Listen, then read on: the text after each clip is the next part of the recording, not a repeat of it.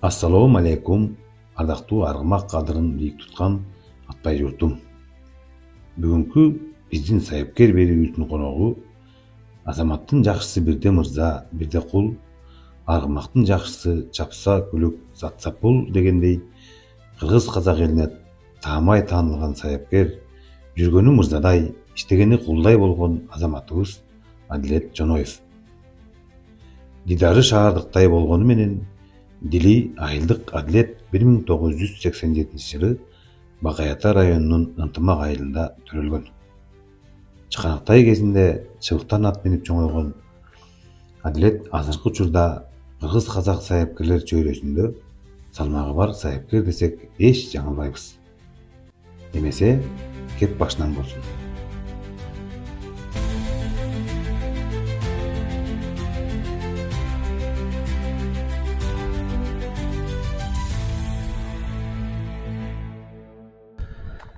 Урматтуу достор, биз өтө чебер сайыпкер, мыкты ийгиликтерге жетишкен сайыпкер инибиз Адилет менен маегибизди баштайбыз. Адилет жетилип өскөн, элиң кайсы, жерде өскөн, жериң кайсы дегендей өзүң жөнүндө туулуп өскөн жериң боюнча бир тааныштырып өтсөң. Ассаламу алейкум достук экен көрөрмандары, кыргыз элине салам айтам биринчиден. Достук эке кош келипсиз берке.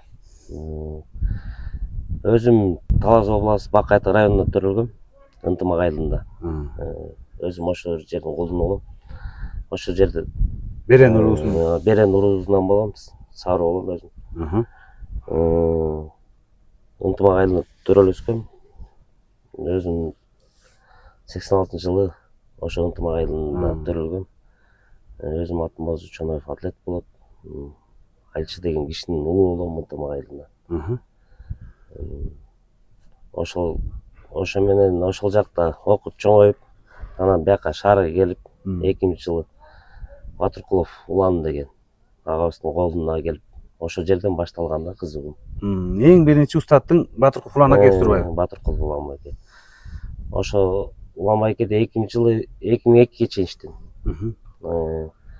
Ошо Улан байкени ошол кезде Улан болуп турган кез болчу. Улан байкени көрүп, ушундай сайыпкер болсом деп, мындай мечтать эткенбиз да. Ошондой деңгээлге жетсек, Улан байкенин деңгээлине жетсек. Улан байке жакшы аттарды чуркатып жүргөн ошол кезде. Ошол кезде бамай мендей кез болчу го дейм Улан байке. Ошодон үйрөнүп, анан адайын Казакстанга барып келдим. Казакстанда бир 7 айда иштедим. Кыркбаевдарда. Кайра келип, анан өз алдынча тренер боло баштадык. Чынарбек деген байкенин аты менен бир байталын иштетип, өзүмдү текшерип баштадык да ошол кезде. Анан ада результат болду ал байталда да. Анан кийинчерээк уже дагы кайра Казакстанга кетип калдым. Анан Сталбек байке рахматов. Ошондо 1 жыл иштедим. Ошол кишиде да. Ал кишинин дагы салымдары бар. Ошол кишиден да кичине талим алганбыз, үйрөнгөнбүз. Анан кийин 2007 эмеде кайра келип, 2007 анан өз алдынча ошондон башталды да тренер болуп. Жакшы, анан Адилет айтсаң, беден Улан акебизден эң биринчи сайыпкерликтин сырларын билип, өтө ийгиликке жеткенден кийин Казакстанга бардым деп атпайсыңбы? Казакстандагы сенин тренериң болуп, устатың болгон ким? Казак бир тууган сайыпкербизби же аяда да биздин кыргыздын балдары беле? Ал жерде эми биякта чогуу эле иштеп жүргөн Нурбек деген байкелерибиз бар. Ошолор менен чогуу иштеп келгенбиз. Ал деле Улан байкеде иштеген, биздин алдыбызга чейин тренер болуп, старший болуп. Анан ошол келип жүрбөйсүң Казакстанга деген ошо менен барып 5 ай жерде иштедик го дейм эле. Аерде дагы ийгиликтер кандай болду? Арден ийгилик жарата алган жокпуз. Анан кайра база бергенбиз. Ошо менен Кыргызстанга келип, өз жерибизде эле иштеп, ошо менен өз алдынча бөлүнүп, өз алдыбызча тренер болуп баштадык да. Сталбек байке Раматылык менен да иштешкен турбайсыңбы? Ооба. Киши менен да көп эле иштешип калдыңбы? 1 жылда иштедик го дейм. Анда абдан көп жакшы жактарын алып калганга жетишип калдысың да. Ооба. Ал Сталбек байке ошол кезде эле айтчы. Сенден бирдеке чыгат деп. Аракетиңди өр депчи. Жакшы эмелерин айтчы. Сен колуңан келет, өз алдынча тренер болуп иште. Адайын деле Сталбек байке айтып жүрдү. Казакстанга барбайсың, жакшы жерлер бар деп. Жок, барбайм, ушул жерде иштей берейин. өз жерибизде эле деп ошо менен ушакта калып калдык. Анан анда Адилет бул эки чебер саяпкердин баягы сырларын эки жактыгын тең алып туруп анан өзүнчө бир аралаштырып туруп анан жаңы туура атты суутуудун технологиясын чыгарган экенсиң да. Өзүнчө анан баягы билбеген жерлериң ошол кишилердин немелерин аласың да.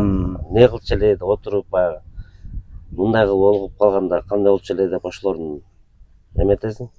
Анан ошол кишилердин баягы уланбайке айтып койчу. Иштегениңер мен үчүн болсо, үйрөнгөнүңөр өзүңөр үчүн депчи. Анан баягы жаш балабыз да эмнени айтып үйрөтүп атат дечи. Анан кийин тренер болгондо анан өз алдынча эметкенде ошонун баардыгын кайра кассетаны артка түрөт экенсиң да.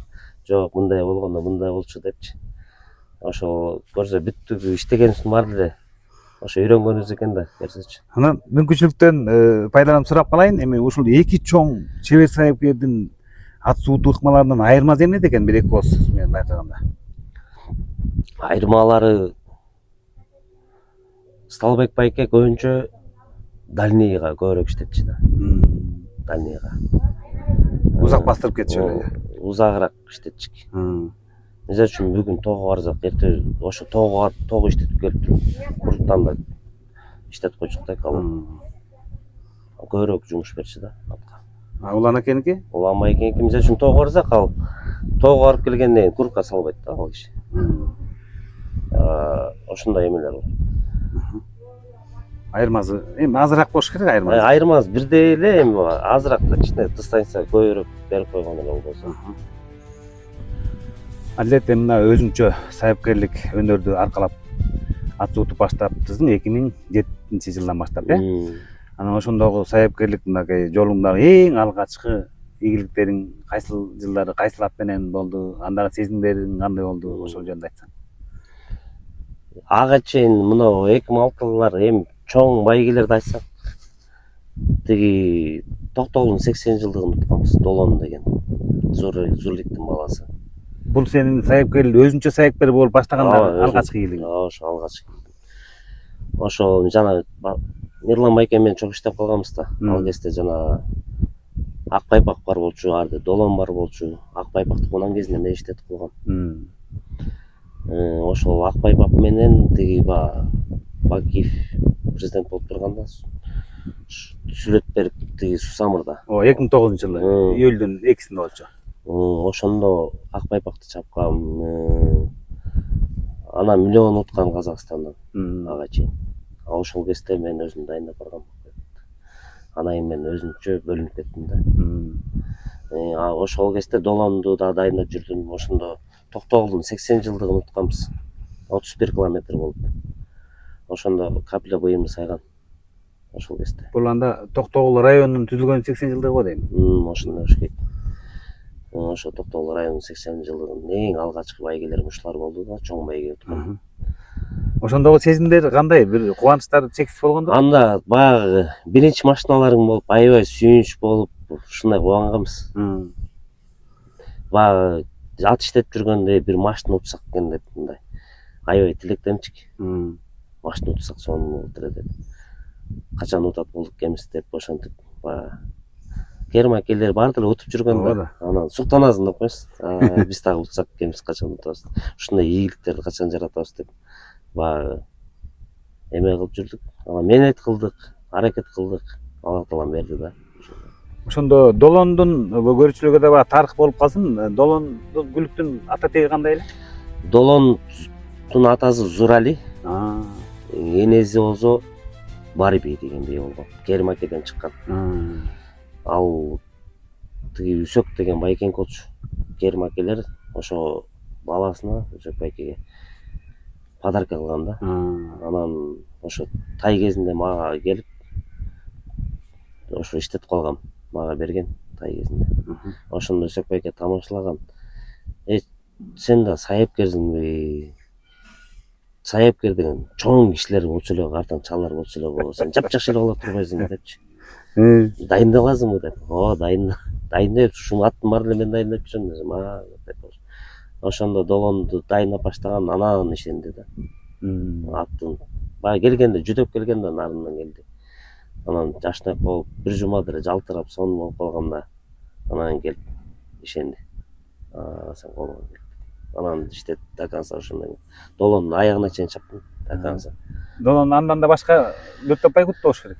Долоон ошол жакта 80 жылдык тутту, нарындан да уттук долоон менен. Көп эле байге уттук. Кунан кезинде деле нарын утуп жүргөнбүз. 3 жаштан анан 31 километр уттук. Ушулар деле 31 километрге чуркай берет экен да. 31 километрде ошо бышты кезинде утканбыз. Адан кийин көп эле ат чаптым, резвыйды чаптым, буйрузаларды чаптым. Ошол сөзүңөр алчы, ошол долоондон кийинки дагы экинчи байгең дагы кайсы сезимдерди толкуткан? Толкуткан ошо ак байпак менен сүлөттү утканда толкундагам. Аябай чуркагам. Доконца с места до места соккон ошол жерде. Мен ал байгени көргөм, мен аерге мен да кунан апарып чыгып 4-чү жолу болгом. Аламандан абдан жакшы машина сайылган. Ооба, Нива сайган тайга. Ошол жерде. Анда казак туугандар да келген аерге. Ысык-көлдө Кыргызстандын бардык күлүктөрү бөлүп бир 48 аламан чабылган болуш керек, жаңылбасам. Зурлик экинчи болгон, Кеспиеттики Роза үчүнчү болгон ошол. Алар да мыкты чуркап аткан ошол кезде. Адилетем, бүгүнкү күнгө чейин канча автоунаа уттуң баш байге? Вообще 22 машина.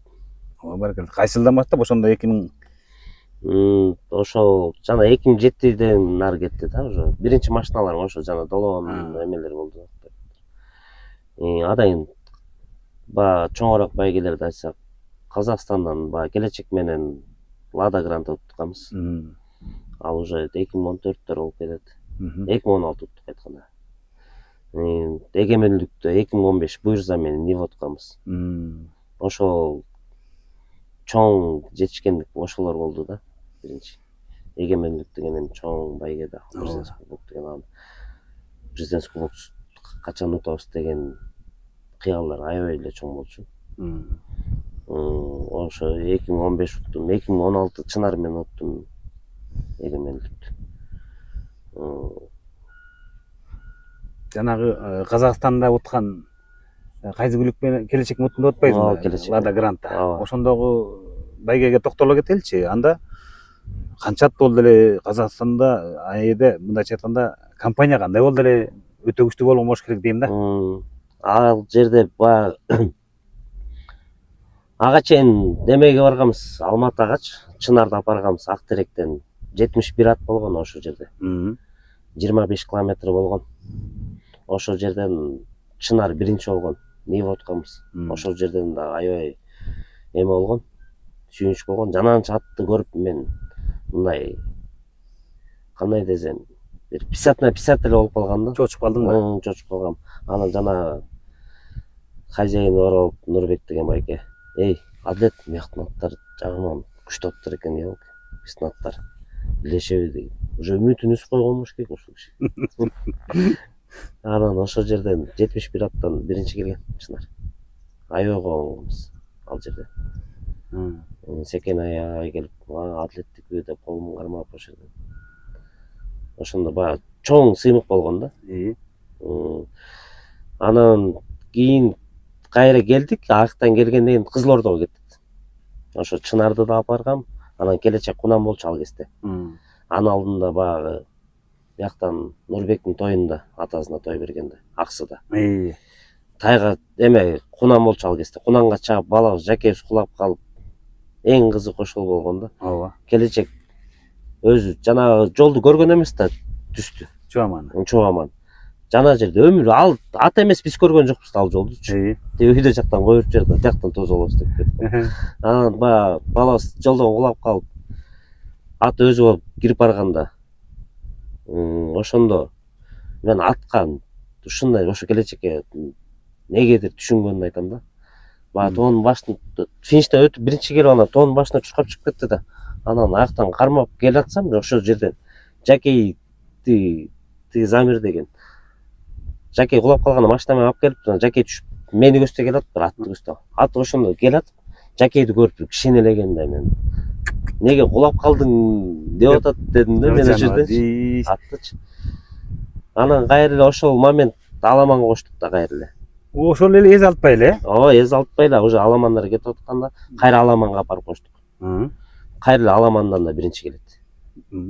Капырай. Bir Анан günde 2 бай келген бир күндө ошо 1 сааттын аралыгында 2 бай келип. Ошондо келечекке аябай ыраазы болгонбуз. Анында да ал баягы Саматтын алгач каттары болгон. Биринчи кызы биз ошону качан атабыз атабыздын чабабыз деп тилектенчү. Өзүбүз ат чабатсак депчи. Ошо алгачкы биринчи аттардын ошо бири болду. Анан ошол жактан келатканда эле баягы Самат экөөбүз сүйлөштүк да, эми Алла таалам бергендердей болду да бул. Ошол жерден жакшы чуркап берди. Кудай буйрса ошо келечектин алгачкы машинасын атабызга подарок кылабыз дегенбиз. Ай баракелде. Анан ошол кезде атам как раз 60-ка чыгып, анан Кызылордодон чаап, ошондо Масла Лада Грант өтүп келип анан атабызга подарок алдыбыз. Карачы. Кандай сонун подарок Эң алды. бактылуу ошол болгон да. Бул баягы сатып алып келип подарок кылгандан да өйдө болду. Атабыз аябай сүйүнгөн. Экөөбүз ошол жактан айдап барып, атабыз кандай болот, эме болот го деп аябай сүйүнүп, рахматын айтып, ыраазычылыгын айтып. Ошондо атабызды биринчи жолу бактылуу кылдык. Ай, кандай керемет. Багы Алла кадырда ошо силердин жаштын тилегин берет дегендей ушундай бир кыялданып жүрөктөн бир тилек кылган экенсиңер. Кудайдын кулагында экен, Алла таала бир берген экен да. Ооба берди. Ошол кезде. Ошондо Кызылордодон бир 40 кунам болду го дейм. Чыкканда эле баягы алдыда жүрчү да ал постоянно бай деп. Ошо чыкканда эле алдыга чыккан бөлүнүп. Ошо менен до конца кирип кетти. Анын алдында Кызылордодо ошо бир аксакалдын кунаны бар экен. Бербей келатыптыр да жастан бери. Анан ошол аксакалдын ат менен ооруганын баа бердим да. Ошондо ат кунан экинчи болуп калат да, жастан бери. Утулбай утул элеккен ошо Кызылордо. Кызылордодон бери келип, ошол келечекти көргөнү келиптир ипподромго. Аны жетен байке бар го. Ооба. Ошол тосуп келди. Жетен аксакалга чалып, жетен байке алып келет, анан мына Кызылордодон уткан. Анан келип кунанды көрүп кеткен. Мен ошондо таң алгам дейт ал аксакал. Казак аксакал айтат. Не болгон жүрүк болду экен. Ушуну бир көргүм келди, атайын келдим деди. Ошо атайын келип көрүп, ошо бияка келип, жетен байке коноктоп ошо менен кайра узатты окшойт. Ошо атты көргөнү эле келиптир. Жылкыны баалаган. Анан Адилет ошол бээдеги аксыда байке уткан менен Кызылордонун ортосундагы аралык канча күн болду? Ортосу 1 айдай болду го дейм. Ортосу 1 айдай болду. Башка жерге чапкан жоксуң, 1 айдын ичинде эз алтып тиги Кызылордого даярдап аттың. Мына Кызылордого даярдап. Токтогон жок да. Анын алдында Беловскийден биринчи байке Беловскийден болду. Ошол жерден утту, уткандан эле немеге Аксыга жүктөдүк. Анан Аксыны утуп келгенде Кызылордого жүктөдүк. Жакшы, эми бул ошол өзүң дагы мына Самат, Аслан болуп атаңарга укуктуудай сыйлык белек кылыпсыңар. Адилет ошол сонун ийгилигиң келечектен кийин. Келечектин ата теги кандай болуп атыр? Келечектин ата теги эме болгон. Разбордун баласы болгон. Анын атасы да келечек болгон. Аны бул жала айылынан чыккан. Энеси болсо Солярстын кызы болуш керек. Аны алып, анан аны дайындап чаап, тай кезинде экинчи болуп калган, биринчи бай кезинде. Анан эле кунанга чаптык, кунанда кара балтадан утат. Анан көлгө алып барганда кунан кезинен бутуна кетирип алганбыз. Экинчи болуп калат ал жерде. Ошо менен айгыр кылып алып калганбыз. Данияр байкеники болчу.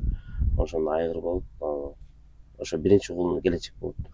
Келечек түшкөндө просто атасы келечек болчу, андан келечек кунан кезинде эле бутунан кетип калды да. Анан биз ырымдап койгонбуз. Ушу келечек тоозун, ушу атасынын чуркабай калган ушул чуркасын депчи. Апай, билгендей ат коюпсуңар да. Ушу келечекте болсун деп ошентип ырымдап койгонбуз атасынын атына. Анан көрүшүлүгү да кызык болот да. Бул келечек го, ал разбордун кызы экен.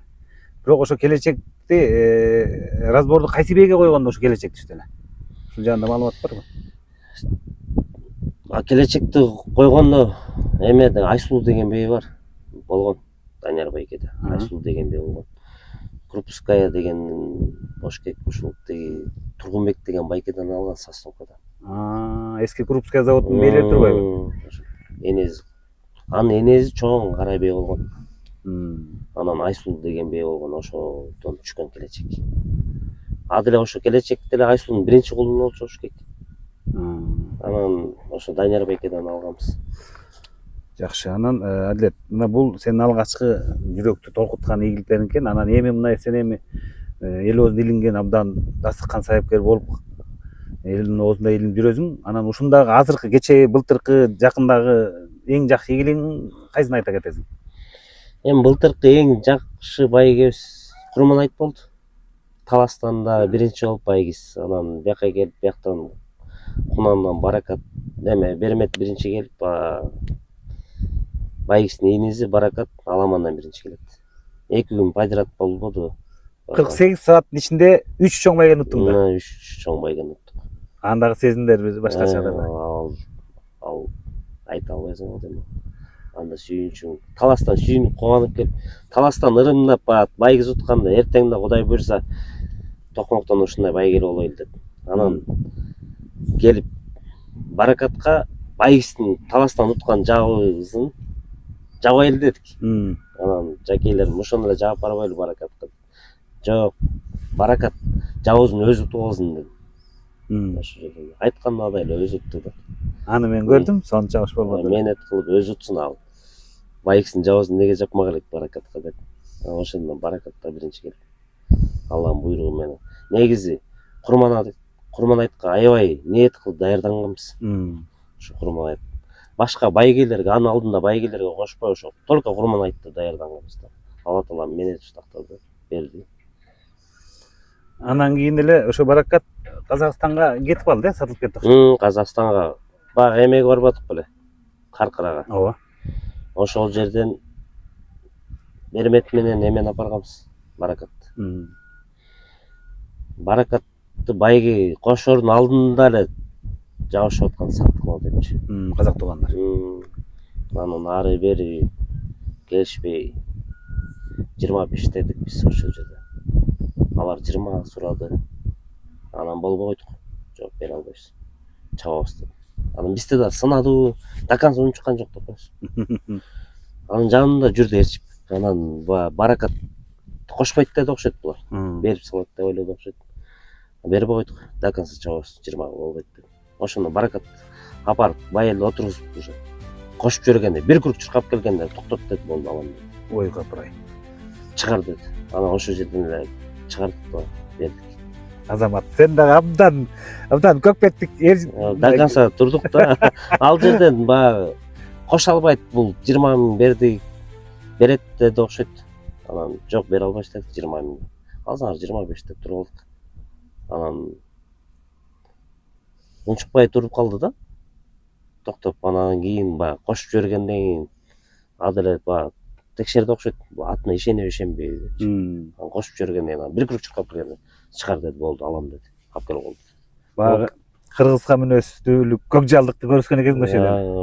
Ошондой болду окшойт. Эң сонун жакшы. Эми Адилет, бул сенин ийгиликтериңде оң колуң, сол колуң болуп, устатың да болуп, шакиртиң да болуп дегендей акылдашып жүргөн бир туугандарың бар. Улуу агаң Аслан, кичүүнүң Самат. Жок, байкем да. Самат, сенин кичүүсүң да. Эки агаң, эки жаңан сени колтуган итерип, өйдө көтөрүп ушундай ийгиликтерге жетип атат. Бул жакшы бир туугандык, чоң жеңиш. Анан ошо сенин агаң Аслан менен да бир-эки маек кылалы. Мына достор, Адилеттин ала тоодой болгон ийгиликтерине өздөрүнүн салымын кошкон, агалык сезим менен, агалык мээрим менен үйрөтүп, акылын айтып, кеңешин берип, ошо жардам берип жүргөн бир тууган агасы Аслан менен да маегибизди кылалы. Аслаке, мына сен дагы чоң сайыпкерсиң. Сенин да сайыпкерлигиңдеги ийгиликтен бир-эки ооздун айта кетпейсиң? Саламатсызбы, Манас Досаке. Хош келипсиз. Ушул жерде чогубуз, Адилеттин менен экөөбүз бирlikte ынтымактуу жумуш кылып отурдук. Акылдашып иш кылып. Ошо жакшы эле, Кудай шүгүр, эми дайындык баарыбыз. Жүрүп атат, э? Жүрүп атат акырын. Сен да Казакстанга барып бир топ ийгилик жаратып келдиң, э? Аслаке. Колдон келген ийгилик жараттык, Кудай шүгүр эле. Сенин да тажрыйбаң аябай көп да. Анан Аслаке сени көбүнчө мунагу ийгилигиңди бизди да кубандырды, жалпы кыргыз элин кубандырды. Мына жашың 50-ге чукулдап калса дагы кечээкү былтыркы болуп өткөн көчмөндөр дүйнөлүк оюндарын Казакстанда болуп өткөн дүйнөлүк көчмөндөр оюндарында узакка чабылган атты 500 километрге чаппадыңарбы? Ооба. Ошондо сенин минген аттарың алдыда жүрдү да. Ошондогу сезимдерди, ошого кандай даярдык менен, аны кандай чаптың, жамбашың талыбай кантип чыдадың дегендей суроо бар да элде. Эми элге чыксак да баягы ат үстүндө жүрүк да. Кантип аттан качабыз? Чыкпайбыз да. Чачуу деген сезимде болгон жок мага мисалы үчүн. Утсак эле деген бай үмүт менен эле ошону аракет кылып жүрүк да. Болгону аттаскын аксапалы, ташпалы эле трасса боюнанчы. Шымынкалардычы. Күнүнө такалып аткан турбайсыңарбы аттарды? Күндө такалып аттык. Такалап үрүп кетип атат аттардын чыдабай. Күнүнө 100 километр чабып. Күндө 100 км чабаттык. Анан бул дене баш жанчылып, эртесин тура албай калып, кыйналган жоксуңбу? Андай болгон жок менде. Анткени аердеги чабандестердин эң эле аксакалы сен болдуң да. Ооба. Анан биз дагы бир жагы сүйүнүп, бир жагы таң берип, бир жагы сыймыктанып, абдан мындай сага абдан жан үрөп турдук. Ушулар бир илинип калса экен деп. Бирок аттардын аксап калган турбайбы? Аттар аксап калды, ушундай болду. Болбосо жөн эле биринчи келмей кезиңер да. Болбосо келмекпиз биринчи негизи. Биринчи турганбыз негизи по-любому. Бир болсо баары үмүт менен турганбыз болгон аттар саны аксап калды жана болгончу. Ошол жерден Аслаке биз да видеолордон көрүп аттык. Бул казак кыргыз эки эл куштун эки канатындай деген бекерден эмес экен да. Ошо силердин үстүндө жүргөнүңдү көрүп ошол жерде казак бир туугандары жолдун боюнан суузун сунак алып, бир колдогон сөздөрүн айтып атты окшойт. Казак элине рахмат айтам. Абадан ыраазымын, мынайчы ыраазымын. Бүт абадан катуу колдоду биздичи. Кыргыз бауырлар уткула деп баары казак кыргыз бир тууган дешип абадан катуу колдоду да негизи. Миң миңет рахмат аларга да, туугандарга да. Анан ошол силер жетпей калсаңар да баягы 4 бөлүгүндө биринчи келдиңер, 5 бөлүккө бөлүндү да. 5 жол чаптык да 5 күн. 4 күнү биринчи келдиңер. 4 күндөр болдук да. Эми ошондо 5-чи күнү аксап калды, болбосо биринчи келмей экенсиңер. Анан ошол жерден бир сыйлык бериштиби казак туугандар, уюштуруучулар? Жок, андай эле эметкен жок. Жанагы немесин берди. Медал менен тумар беришти. Абдан эле эметти. Коноктой келген кубок беришти. 4 күн аттар менен кубок тутуп аттык. 100 км күндө. 100 км чапкан сайын кубок коюп атты. Күндө кубок тутуп аттык да биз. Эми ошондо мен утуп аттык. Аслаке, бул узакка чабылган ат менен биздин Аламан байгенин айырмасын даярдаган айырмасы башкача болуш керек. Бирге бысыр ат керек экен, мындай айткандачы. Малга минген, ташталган эле кыргыз ат керек экен болду. Аны тазагына чыдабайт экен негизи бугачы. Өтө таза. 6-7 жаш аттар керек экен негизи. Таза бүтүп калган, такшап калган аттар керек экен негизи. Чыдам коюп аткан да. Утуп алат экен болот. Анан мүмкүнчүлүктөн дагы пайдаланып сурап калайын. Азыр өзүң сайыпкер катары бул адет менен чогуу иш-чара аракет кылып атсыңар. Сен өзүң даярдап аткан жазга могу сезонубузга канча атың бар? Кудайбыз мен 6 ат бар азыр. Өзүңдүкү? 6 ат бар. Өзүм караган азыр. Şu dayınladık kulay biz 9'una da tutup 9 майга, э? 9 майга. 9 майга жасап бердик. Ага чейин бул жекиш досубуздун дагы чоң байгеси туруп атпайбы? Ал жага дайындык. Ошого жетишпей калдым мен. Ат дайындап аткам, мен калды. Şu жекиш достук деген үмүт чоң болчу негизи. Жакшы. Эми сен өзүң мынагы 50ге таяп чоң тажрыйбаң бар, ат үстүндө жүрүң, үзөңгүдө жүрүң. Бир-эки сырларын айта кетчи. Бул ат даярдагандан жөнөкөй эле бир 3 кайсы ыкмасын айта аласың. Эмне кылыш керек? Анда атты семиз чабыш керек, арык чабыш керекпи дегендей бир жаштарга кайрылуу жасап койчу. Эми ошону аттын өзүнөн да. Кээ зат эт чуркайт, кээ зат арыз чуркайт. Ошого жараша жумуш кылдым менчи. Анан баарын бир неме менен метод менен дайындалбайсың да. Арга жат немеси кыйыл, аргандай мүнөзү аргандай. Бирөө арыз чуркайт, бирөө семиз чуркайт. Ошо жараша иш кылабыз да. Жакшы, анда Аслаке, ишиңе ийгилик. Рахмат. Иш болсо эми дагы деле ушу Адилет иниңе, Самат иниңе өзүңдүн кеңештериңди берип, атанын уулу, сен уулуусуң да. Кеп кеңешиңди берип, күч кубат болуп, аскаттоо болуп жүрө бер. Рахмат чоң. Колдоңдан аракет кылып атып Hiç болсо Адилет Үсмен маегибизди улайлы. Аха. Чоң рахмат.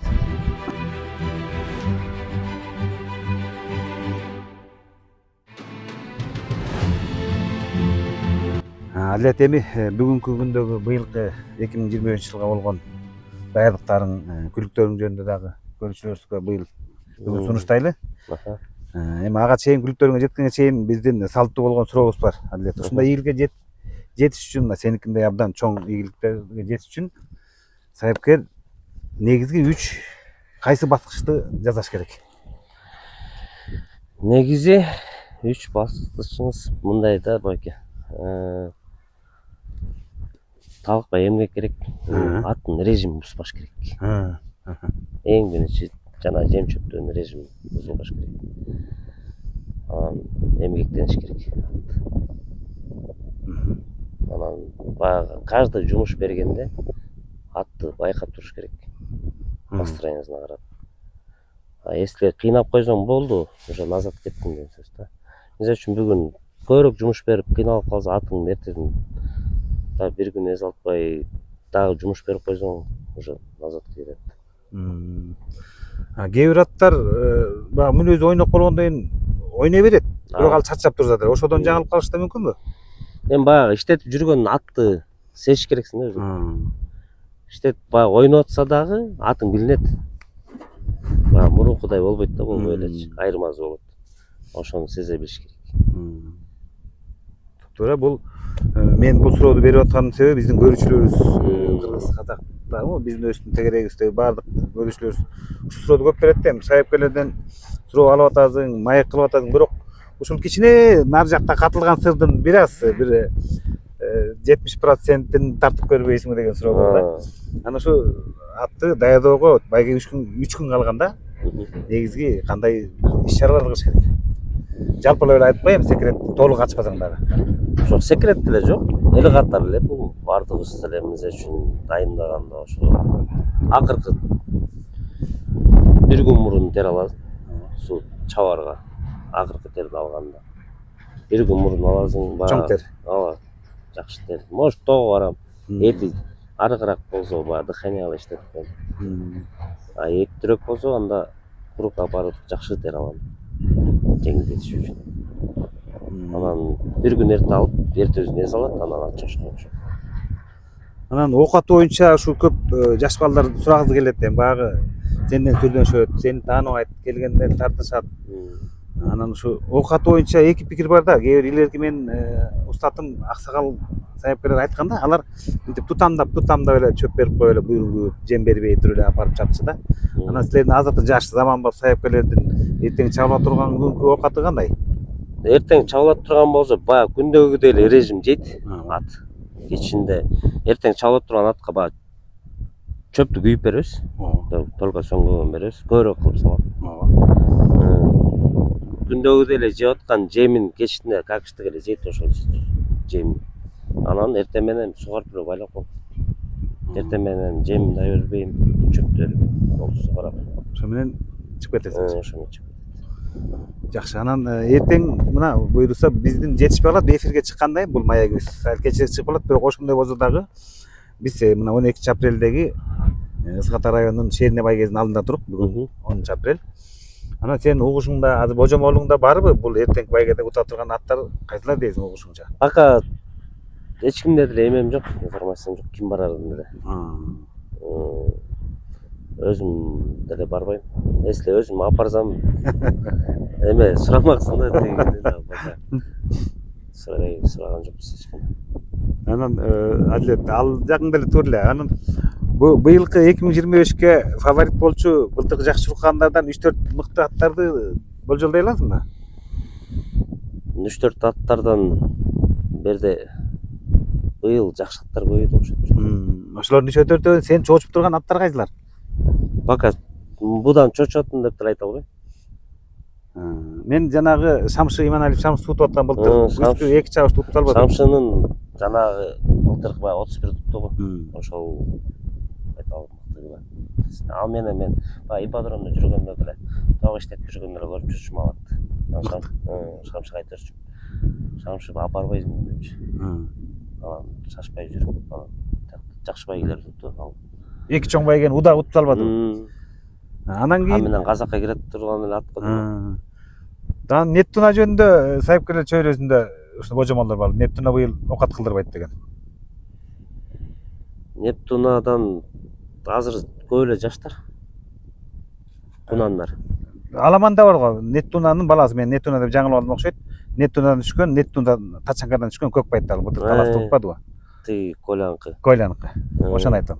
Ал да болду. Ада быйыл бир азыйга чыкты. 14 жаш болду, как раз күчүндө алат. Ал жөнүндө чочкан жоксуңбу?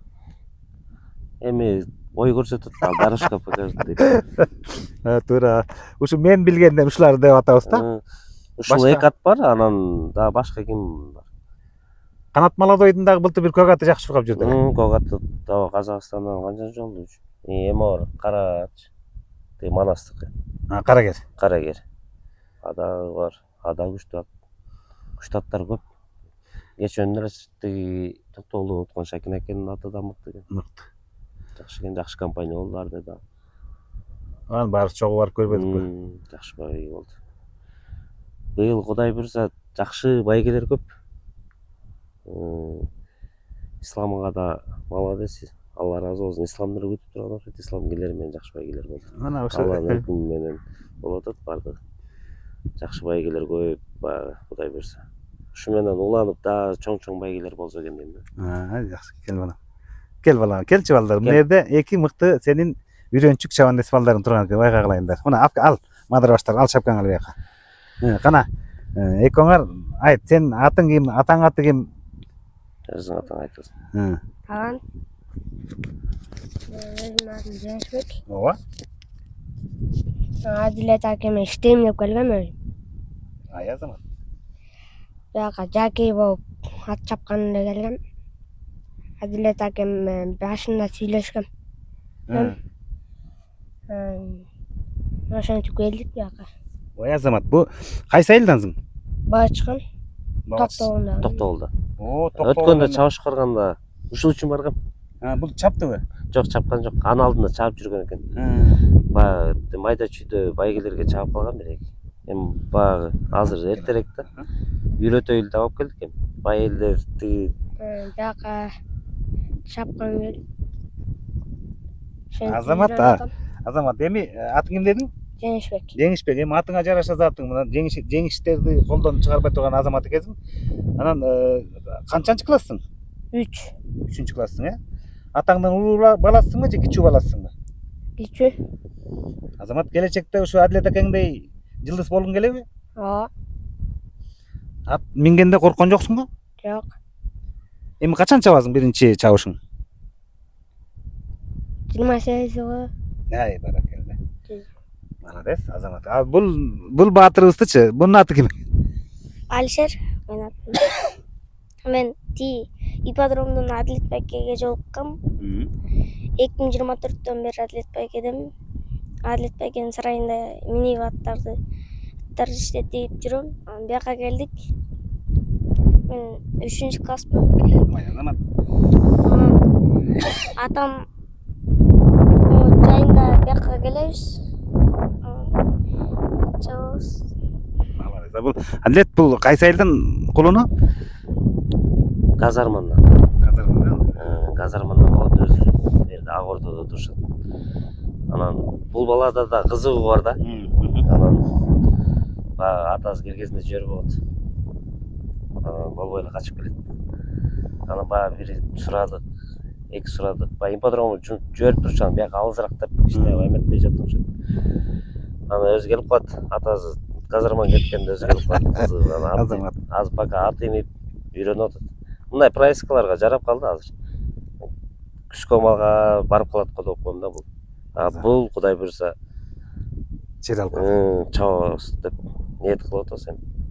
Азамат, мына көкүрөгүнөн жалын чыгып, жүзүнөн нур чачырап туруп, мына келечектин кыргыздын баатырлары ушулар да. Булар да байелди көрүп, байелди эметишет. Ошо байелди жакей болсок деп.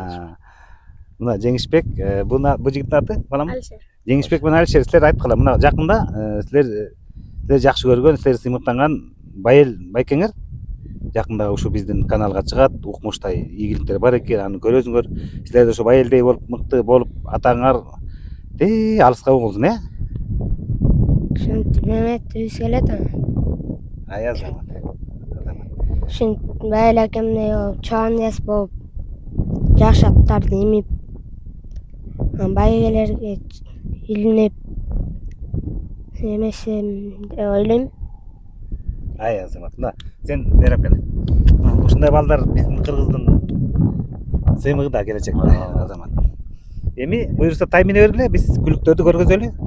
Адет күлүктөрүн көрөлү. Мына достор, Адилет Саяпкерликтин командасы менен толук курамда турук. Буга чейинки ийгиликтерин жаратканына өбүл болгон мыкты чабандесиң Адилет. Бул балабыз менен да тааныштырып коелу. Балам, атың жөнүндө айтып, кайсы айылдан болосуң? Менин атым Мурзаев Нурмухаммед. Токтогул районунун Балачкан айылынан болом. Кичинекей кезде ошо айылда бир байкебиз бар болчу, ошол жака Барбайзыңбы деп атам айтканынан келгем. Ушул жактан көпкө ат чабып, жакшы ийгиликтерге жетиштим. Ооба, эми бул Адилет акеңден кайсы аттар менен уттуң былтырлары? Былтыр Баракат деген ат менен уттум. Азамат, токмокто сен чаптың беле? Азамат, дагы Кунандар, Аламандар менен утуп жүрдүм. Азамат, азыр салмагың канча? Азыр салмак 45. Чабасыңбы же сайыл орурак болуп калдыңбы? Орурак болуп калдым. Бул эми тренер болуп атыр го дейм, Бул азыр мен оң колум болуп атат, жардамчым. Ушул жерде старший болуп, ушул эметип атат. Кудай буйрса келечекте тренер кылып чыгарабыз деген эмеде болуп атат. Бир жакшы аткармаган эмелер болсо, Кудай буйрса үйрөнсө жөнөтөбүз мында. Ай барак. Жакшы мыкты саяпкер болсун деп. Сен өзүң баягы тияк биякка жумуштап чыгып кеткенде бул жигитке аябай ишенесиң да. Ушул азыр бул жакейлерди да үйрөт деп кушка байлап берген. Кандай кылып чапканын, кайсы жерден эметкенин бүт үйрөт депчи. Азыр оң колум ушул. Анан эми сен айтчы, бул саяпкер болом деген, жаш ат чабам деген жаш балдарга өзүңдүн мындай сунушуңду айтып койчу, минткиле анткиле чапкыла дегендей кылып. Кайрылып жазап койчу жаш балдарга. Мыкты жакей болгондорду. Тренерди угуш керек, айтканын кылып, көңүл буруп, жанында жүрүп. Ушул. Ай Азамат. Бул Баракатты чапканда сенде башынан баштап эле биринчи жүрдүңбү, ошону эстечи? Же арт жагында эле кой берип койдуңбу? Биринчи тапан ортосунда эле жүрдүм.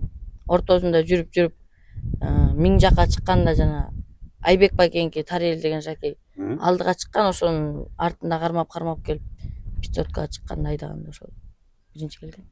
Ой Азамат. Ал эми адам мурунку бир күн мурунку байгисти дагы ушул чапты эле Адилет? Байгисти байыл чапкан. Байгисти байыл чапты. Баракатты сен чапсың, жакшы Азамат. Эми бедеги бир суңкарыбыздан маек алалы. Сен балам атың ким? Атым Маметов Максат. Казарман айылынан болом. Ошо. Сен дагы атка кызыгып ат минип чабып калдыңбы азырынча? Жок, мен эми үйрөнүп ат дайындап атам. Ат мингенди каяктан үйрөндүң эле? Ат мингенди Адилет байкенин сарайынан үйрөнгөм. Адилет байке үйрөттү бар. Андай мен. Ай Азамат. Атаң аты ким? Атам аты Куштарбек. Чоң атаң аты? Мамет. Андан да чоң атаң аты? Дүйшөбай. Вай Азамат, жет атаң билесиңби? Ооба. Анда айтып койчу кана. Биринчи атам Куштарбек, экинчи атам Мамет, үчүнчү атам Дүйшөбай, төртүнчү атам Турдукожо, бешинчи атам Тынай, алтынчы атам Бөкөнбай, жетинчи атам Бөкө. Ой, баракелде. Азамат. Мына, жигиттер жет атаңды биле жүр деген азаматтар мына ушулар. Эмесе достор, биз Адилеттин күлүктөрү менен таанышалы анда. Жүрүңүздөр.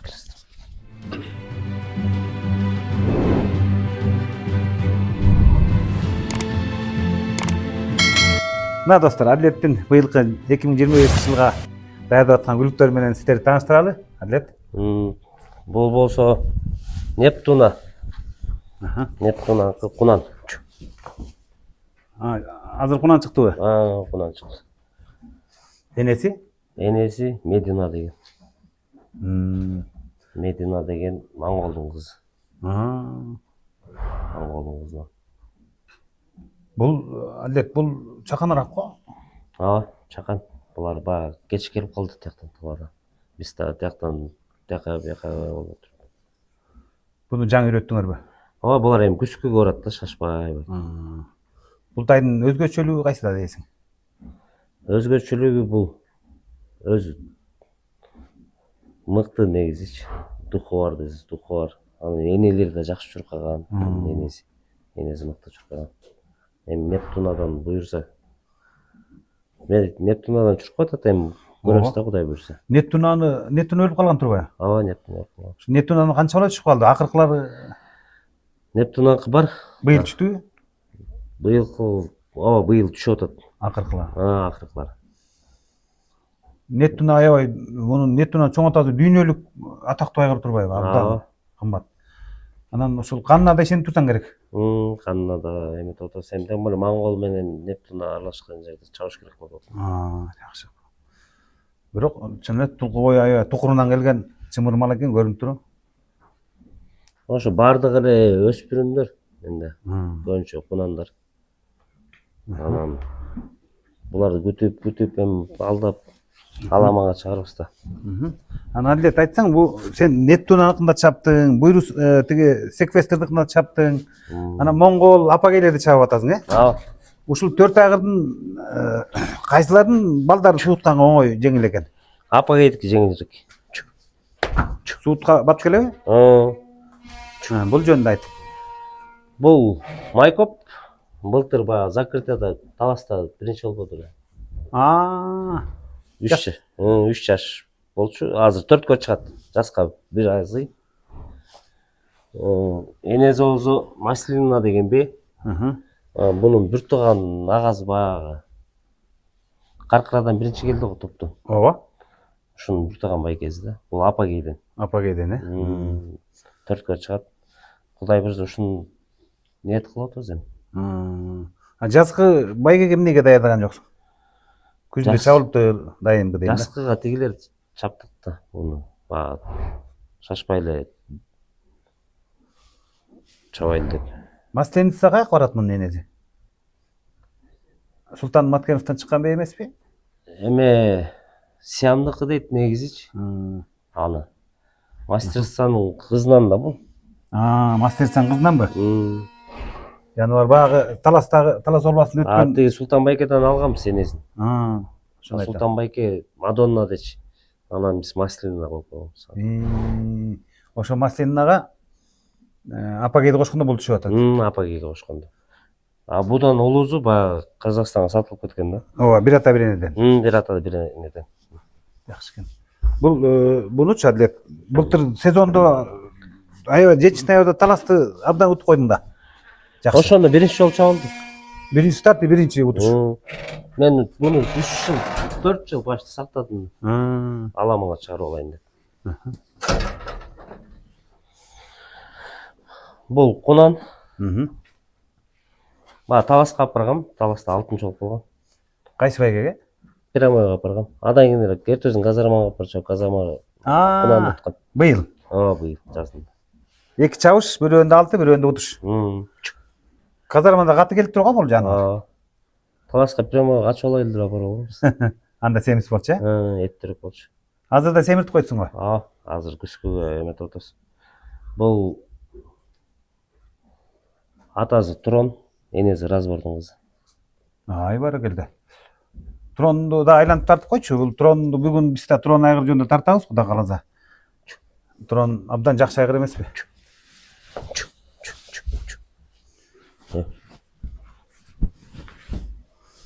Казармадан абдан жакшы чуркаптыр, ачылып калып.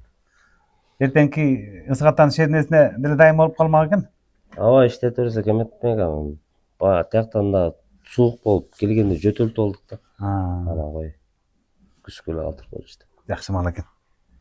Трон да? Жакшы. Трондун балдары ушинтип илине берет. Ээрчип атабы? Үстүнө секирет. Бул Акниеттики. Акниет, Бул Нептунадан кунан бу да.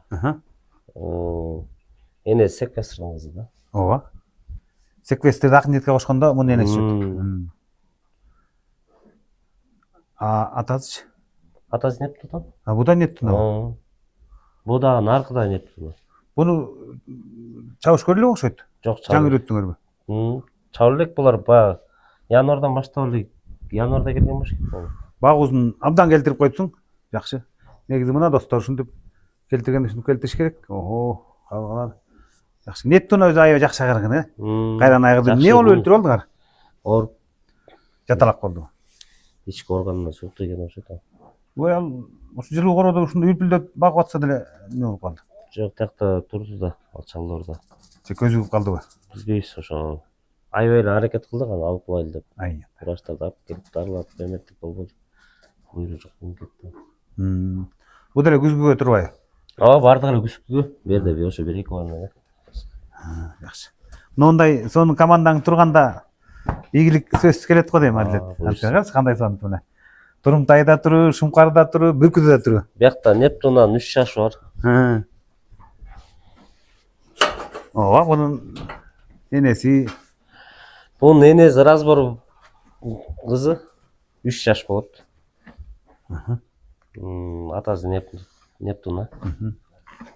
Кудай буюрса жакын арада кошобуз го муну жакындап келатат. Чабыш көрдү эле. Кунан кезинде бир жолу чапкан. Таластан последний кругка чейин уже эметип калган. Токтотуп койгонбуз. Бир бой көрсөтүп койгонбуз да. Жакшы, мунун мага жагып атканы Адилет омуроозу башкача экен. Нептунан балдар бүт ушундай адамга тиштеп, ойноп турат адам менен. Үстүңө зегирип.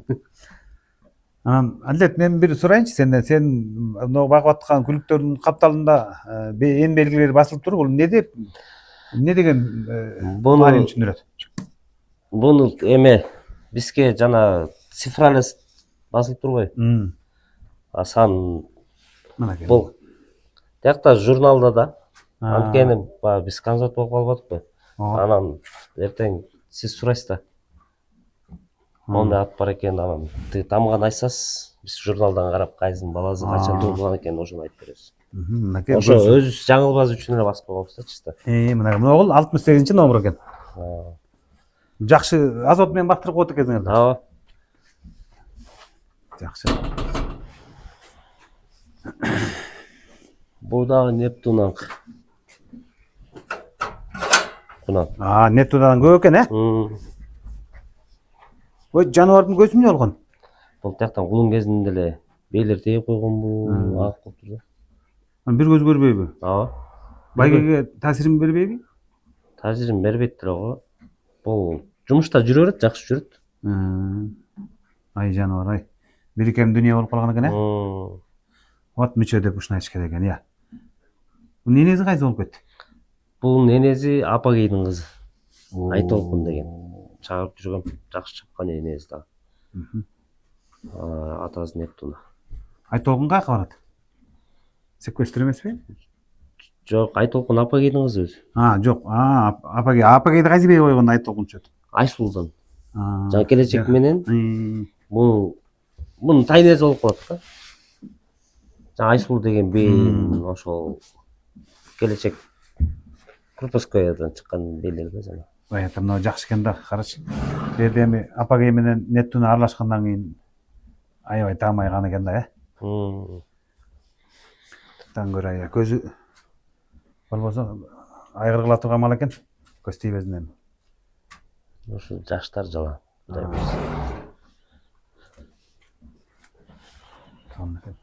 Буну деле күзгө көрөт экенсиң да. Ооба. Бунда баягы Бурсик энеси. Баягы атактуу Бурсиктин линиясынан бы?